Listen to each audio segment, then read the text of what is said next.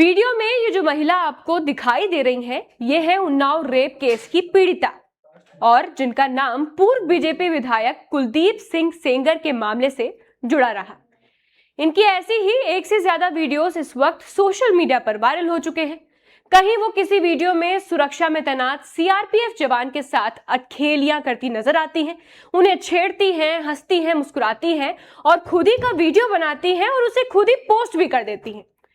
Video post होते ही social media पर ये वीडियोस तेजी से वायरल हो जाते हैं और इन सभी वीडियोस को देखने के बाद एक भी बार ऐसा नहीं लगता कि ये किसी भी तरीके से पीड़िता है, क्योंकि उनके चेहरे पे न शिकन दिखी और ना ही दर्द के निशान। फिलहाल हम अपनी तरफ से कुछ नहीं कह रहे हैं, लेकिन वीडियोस के सामने आते ही देश भर में एक बार फिर सवालों की आंधी उठ खड़ी हुई है। सवाल सिर्फ वीडियो का नहीं है, बल्कि सवाल उस पूरे सिस्टम का है जो पिछले 8 सालों से इस देश को न्याय की एक लंबी दर्दनाक कहानी दिखा रहा है। अब जरा ठहरिए, हम आपको एक ऑडियो भी चलते चलते सुना देते हैं। कौन है तुम? हेलो, हाँ, कौन है तुम्हारे आसपास? हमारे आसपास तो अम्मा है बस। अच्छा, जो आप लोगों के जो अंदरूनी पार्ट्स होते हैं ना, हाँ हाँ हाँ चाहे तुम्हारे हों, चाहे उनके हों, हाँ, किसी न किसी तरीके से खड़ों से मार लो। ठीक ठीक ठीक ठीक है। हाँ, और फिर वहाँ जाना, बिटिया छोटी वाली लड़कियां सब वही बताएंगी, हमारे यहाँ हाथ मारा, हमारे यहाँ हाथ मारा, हमारे यहाँ हाथ हाँ मारा। हाँ ठीक है, ये डॉक्टरी करवानी है। हाँ हाँ, यही बयान, एक ही बयान देने सारे लोगों को।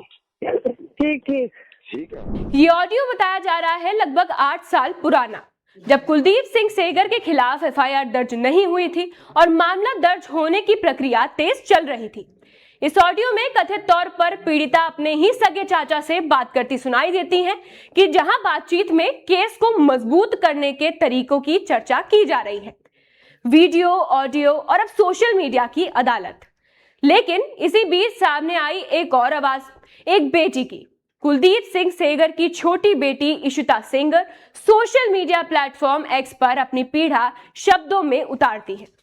पोस्ट में वो लिखती हैं कि मेरी बात सुने जाने से पहले ही मेरी पहचान एक ठप्पे में बदल दी जाती है, बीजेपी विधायक की बेटी, जैसे इससे मेरी इंसानियत मिट जाती हो। वो कहती हैं कि इन वर्षों में सोशल मीडिया पर अनगिनत बार मुझे टारगेट किया गया, ये भी कहा गया कि मुझे बलात्कार का शिकार होना चाहिए था, मार देना चाहिए।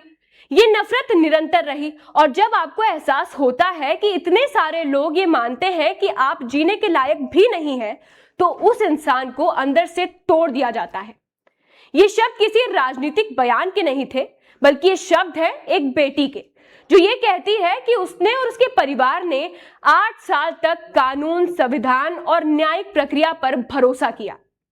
पीड़िता ने एक इंटरव्यू में जब उनसे पूछा गया कि नार्को टेस्ट क्यों नहीं करवाया, तो उनका जवाब था कि आज तक किसी का नार्को टेस्ट नहीं हुआ, तो मैं क्यों करवाऊंगी। ये जवाब सिर्फ एक उत्तर नहीं था, बल्कि कई सवालों को खुद ही खड़ा कर देता है। इसी बीच बड़ी बेटी ऐश्वर्या सिंह सेंगर भी सामने आती हैं।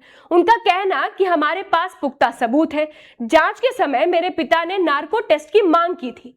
सीडीआर और तस्वीरें ये भी दिखाती हैं कि जिस दिन का घटना की दावा की गई है, वहां वो मौजूद ही नहीं थे। अब जरा कानून की तस्वीर भी समझ लेते हैं। उन्नाव रेप केस में दिल्ली हाईकोर्ट द्वारा दी गई जमानत पर सुप्रीम कोर्ट ने फिलहाल रोक लगा दी है।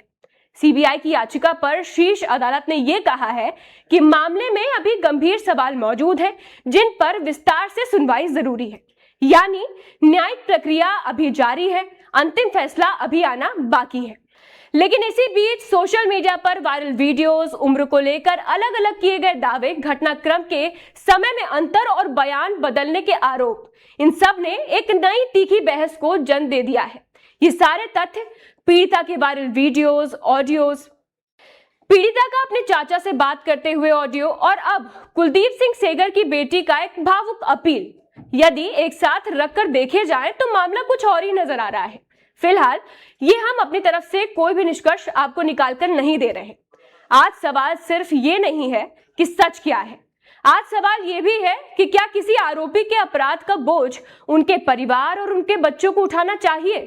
क्या बिना पूरा सच जाने किसी की भी बेटी को नफरत का चेहरा बना देना सही है? क्या बेटी से ये कहना कि तुम्हारा भी रेप होना चाहिए, तुम्हें जीने का अधिकार नहीं है, ये कितना सही है? हम किसी नतीजे पर नहीं पहुंच रहे, हम किसी को दोषी या निर्दोषी भी घोषित नहीं कर रहे, हम सिर्फ आपके सामने सवाल रख रहे हैं, क्योंकि आज ये लड़ाई सिर्फ एक केस की नहीं बल्कि उस भरोसे की है जो एक आम नागरिक भारत के संविधान, कानून और न्याय व्यवस्था पर करता है। आप क्या सोचते हैं इस पूरे मामले पर? हमें जरूर बताइए। मैं हूं कनिका शुक्ला, आप देख रहे हैं नादी टीवी यूपी, और जाते जाते सोचिएगा जरूर एक बार।